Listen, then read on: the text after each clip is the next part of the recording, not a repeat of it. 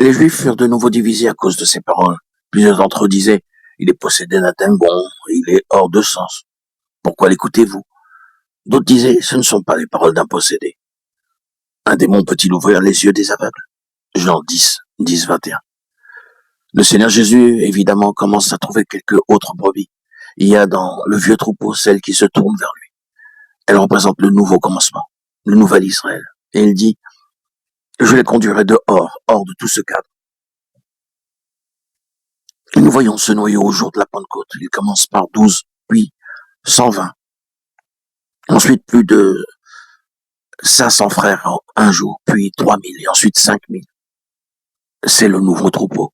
Oui, Jésus établit ici le principe de l'Ancien Testament. S'il ne peut pas avoir les brebis de l'Ancien Testament, il reprendra le principe du berger et des brebis et le retrouvera dans son nouvel Israël de cette dispensation. La position est tout à fait claire, n'est-ce pas?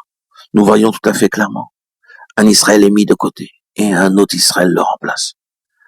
Ce qui est terrestre disparaît. Ce qui est céleste paraît pour le remplacer. Et cet Israël céleste devient le nouveau troupeau sous la garde du berger. Il nous faut relever quelques-unes des marques de ces vraies brebis.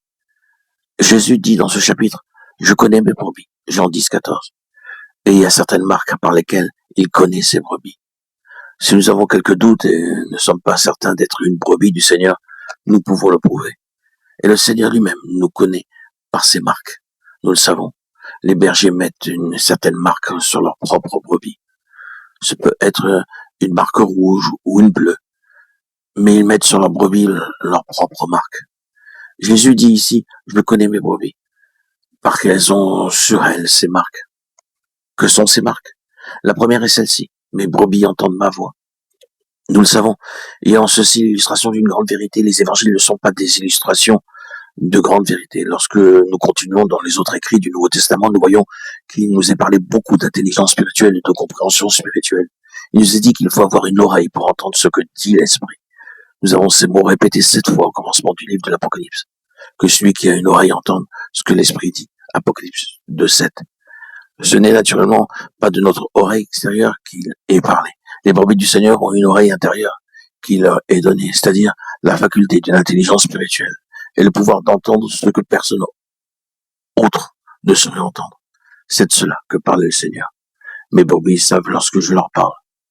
Elles ont une oreille ouverte pour moi et elles écoutent toujours ma voix. Elles entendent ma voix. Chaque enfant de Dieu réellement né de nouveau reçoit cette faculté de lui spirituel, l'oreille spirituelle. C'est pourquoi nous disons dans les premiers jours de notre vie spirituelle, le Seigneur semble me dire quelque chose, il semble me dire que je ne dois pas parler comme je le fais, que je ne dois pas me vêtir comme je le fais, et que je ne devrais pas aller dans les lieux où j'avais l'habitude d'aller. Et beaucoup de choses semblables. Le Seigneur semble nous dire quelque chose. Il parle dans notre cœur, et à mesure que nous avançons dans la vie chrétienne, cela devient la chose qui gouverne notre vie.